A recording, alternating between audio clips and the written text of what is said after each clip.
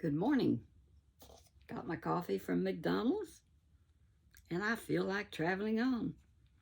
I was thinking this morning about what can I share, and I was thinking how we was on the evangelistic field and how we traveled and how we depended upon the Lord for love offerings. And if they didn't take an offering, then we didn't have no more money to travel on. But they always provided, and God always provided. So it says, have I not commanded you? Be strong and courageous. Be not afraid. Do not be discouraged, for the Lord your God will be with you wherever you go. I'm going to take my hearing aid out. Things sound different if I turn them down, and I can talk better. When I put them in, it seems like they kind of echo. Anyway, as we reflect on this verse and think about it, how the Lord traveled with us on the evangelistic field. And one time I was singing that song about, I feel like traveling on. Yes, I feel like traveling on. My heavenly home is up above, and I feel like traveling on. I don't remember the words exactly, but we do feel like traveling on when the Lord goes with us. So this morning, I don't know what I'm going to talk about, but the Lord supplies. But one thing I want to show you. See this painting up here behind me? That is a painting that has been hanging out in the garage for 16 years or so.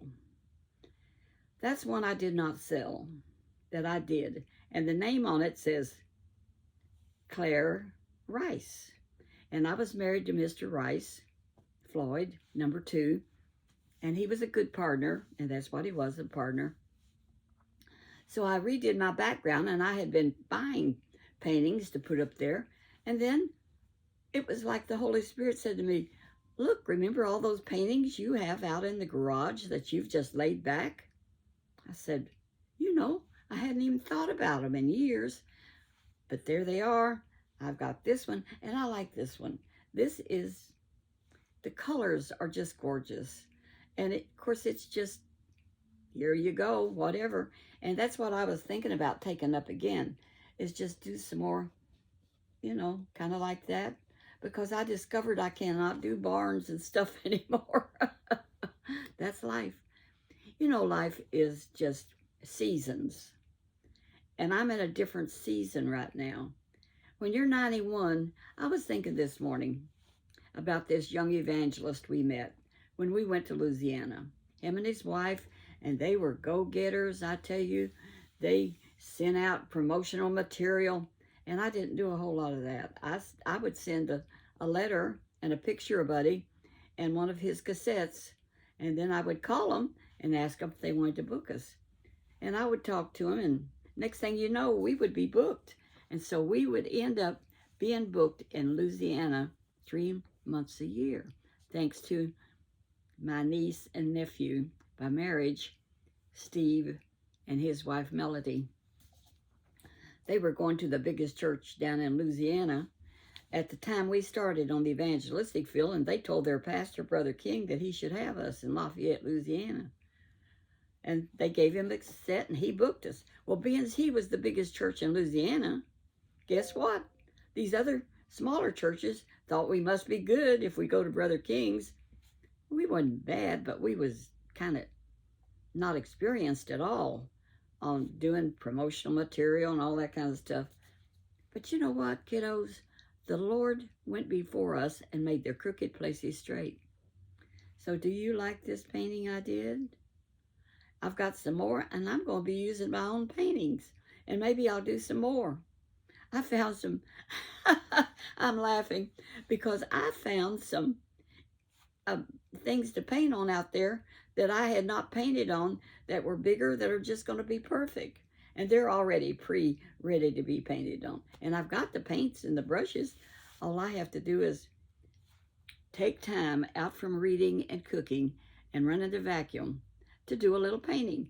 And I love to read so much and just doing a whole lot of nothing sometimes that I can't find time to do all the things I want to do. And here I am, 91. If I'm going to get her done, I better get on the ball, hadn't I? Yes, I had. So anyway, I'm going to work on it. And I'm just going to enjoy sitting right here, my shoulders up straight, my new blouse I got down at the thrift store. I thought the blue flower went good with that. You know, I tried it. And these earrings, I got them down there too. They're new. And I like dangly earrings. So anyway, this young couple that we met, the evangelist, he came over and was visiting with us when we were somewhere. And he said, you know, you have moved into my territory.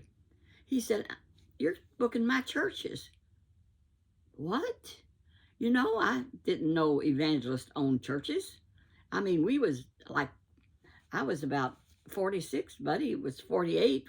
We were middle-aged. We had kids nearly as old as him. But he was a good preacher, I reckon, because he did get booked a lot. And there's plenty of churches in Louisiana to get booked at. So, and a lot of small churches, and that's where we went mainly. We went to some larger ones, but we went wherever God opened the doors. And you know, I saw that sweet girl. I'm going to tell you the end of this story, no kidding. So y'all hang on.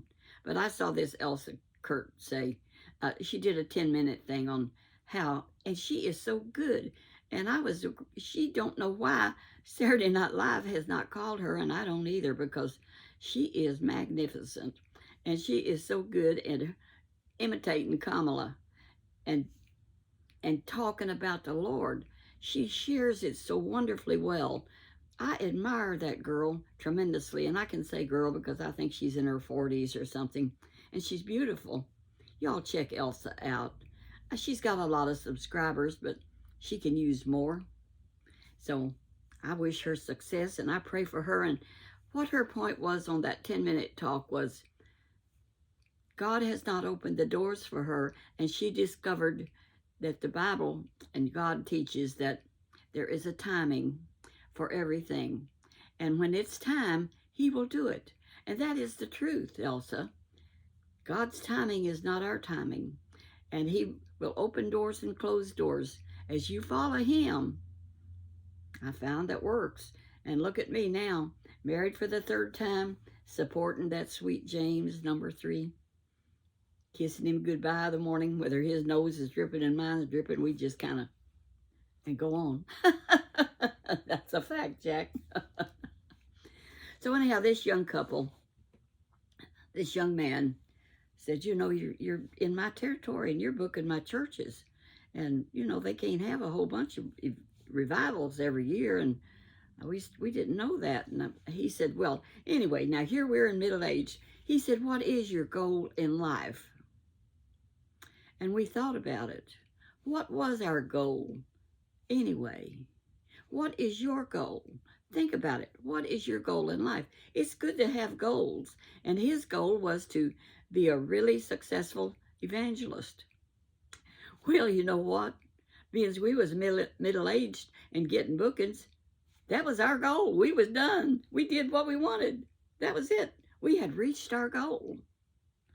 Well, did we have another goal after that? Buddy and I thought about it, number 1 husband.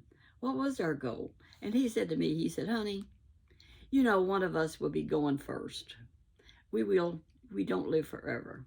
He said, so if you should go and I remain, he said, I'm going to buy me not a big old 5th wheel. I'm going to buy me another motorhome, and I'm going to just keep on holding revivals till God calls me home. And that was back when this young man asked us what our goals was. And I thought, well, honey, you do that. That really sounds good. And it didn't happen that way. God called him home at 63 years of age, which we never expected. And I was devastated, completely devastated. Here I was, he was 63, and I was 61. And here I'm all alone. What do I do? What is my goal now? And my goal was just to make it somehow or other without him, because I was lost without him. We had spent every day together for 14 years. and we liked it. We loved it, and we was booked another year in advance when he passed away. So I had to cancel all of them and tell them that, and a lot of them sent us gifts, which was a blessing because nobody was working, and because he did not pay in Social Security those years we were evangelists, his Social Security was very low. But I had rented the front house, so I had that plus his Social Security, which was low, about $500 a month, and rent was $400 a month. So I had about $900 a month to make it on. That was back in 1994. And you know, I could make it because my house was paid for. All I had to pay was my insurance and taxes and buy groceries and keep a car running. And I had that big old 45-foot fifth wheel and a truck to get rid of somehow or other. Plus, I was missing Buddy so bad. So my daughter Karen was here at that time. Her and her husband, he was deployed. He was a chaplain in the Air Force. And he was deployed overseas. So her and her 3 kids got an apartment not too far from me. And she got a job as, she's a school teacher. And she got a job working part-time as a fill-in at a school nearby, not too close. And so her and her 3 kids stayed around here that year. So Karen was a big comfort to me after Buddy passed away like that. So we would go walking at the mall, and that's where I met number 2. Walking at the mall. He was single. His wife had been dead 3 or 4 years, and he was a good Baptist Christian. And of course, I served the Lord, and so we got together. I'd invite him for lunch, and he'd come have lunch, and he liked my paintings, and we just had a nice visit together, and we ended up getting married, which worked out for a long while. But then after I was married to him about 8 years, he started getting forgetful and got Alzheimer's, and that was another battle. Seasons, people. And with the help of the Lord, you just have to get through your seasons. Now I'm in this season, and you know what? God has been with me and helped me through all this, and he does direct our paths, and he does open the doors that need to be opened and closes them that would not be beneficial. So you just hold on to his hand and keep on trucking. Drink your coffee. Enjoy life one day at a time. When I started doing videos, and I started kind of like accidentally in 2023, November. So it's been almost a year now that I started doing videos. And I was looking at myself one day with my iPad, which I carry everywhere. I read on it. I check out books from the library. My iPad is my other companion besides James. And my kitty cat's around. Big Tom's outside this morning, and I'm glad, because I tell you, that boy is getting so if I have something on the table, he don't like it, he knocks it off. Knocks it right off. When I came home this morning, I had this basket full of glasses and notes and lipsticks. See this? Full. All of that was on the floor. Those glasses that I like to put on when I check out and get done, all on the floor. I'm treating my feet right now. See, my rebuilder's going. See how it's going? I got it attached to my feet. So anyhow, where was I? I don't know. We don't worry about it. Oh yeah, we're in a different phase in life. And I started YouTube, like I said, November the 9th, 2023. And I was looking at my iPad one day, and I've told this before, but it's just funny. I'm looking at it, and I said, I was 90 then, now I'm 91. And I said, you know, you don't look too bad to be 90. And I talked positive to myself. You need to talk positive to yourself, because whatever you tell yourself, then that's what you believe. And if you believe bad things, then you don't fill your mind with. The Bible says in Philippians 4th chapter, think on whatsoever things are lovely and good. If there be any profit, think on those things. Don't think on bad things. And my Aunt Mary used to say that too. Don't do that. And I really think it's true. So I'm in this season, and I'm looking at this iPad, and I said, you don't look too bad to be 90. I think I'll talk a little while. So I just told how I love the Walmart and all the places I like to shop. And I said, you know what? I'm just going to do this and put it on YouTube. Now, many years ago, back probably 13, 14 years ago, I was going to bluegrass festivals with James. And we just really liked them. So we had some special bluegrass singers we liked. And I filmed them. I had a little bitty mini iPad. And it was a good, you could do a good things with it. So back in that year, and I have another tube called Clarine Zero, because my name is Clarine, Lois Clarine Baird-Rice Blair. Some people call me Clarine, some call me Lois, some call me Grandma. It don't matter. I answer to all of them. James calls me Claire. Now, when I made this painting up here, I was Clarine Rice. So I signed it on the corner. And that was back a lot of years ago. But I liked doing those kind of paintings. They were fun. Anyway, we have seasons in life. And now I'm in another season, James and I. And we have friends. He has an employee that's getting 2 teeth pulled out. And he's one of our men that can just do everything. But he has health problems. And the other day, he was down at Harvest Homecoming, getting ready to go to that big sale. And he fainted. His blood sugar goes up and down, and he just plain fainted. His wife was there with him. They took him to the hospital. But when he fell, he broke 2 teeth. I don't know which ones. I haven't seen him. But we're in contact on the phone. Y'all pray for Gary, please. I appreciate it. So he's getting 2 of those. He has suffered now for over a week because he couldn't hardly get into the dentist anywhere. But today he has an appointment at 1 o'clock, and he's going to have them both pulled at the same time. So Jesus help him, Lord, and we're praying that it will go well. But can you imagine fainting and falling over and breaking off 2 teeth? Honey, things happen. Satan is out to destroy us. And we just have to live close to the Lord in case Satan gets a knock in now and then, and he does. Lord, help us and keep us strong is my prayer. All of y'all, I pray for my grandchildren out there and my ones all over the country, all over the world. Lord, be with them. There was a young woman that came on TikTok, and she was a sweet woman, and I got kind of acquainted with her. But I cannot have time to talk and be friends with everybody on TikTok. I barely have time to talk to my kids. So I didn't want to get into a relationship with anybody. So I can't do that. I hope she understands.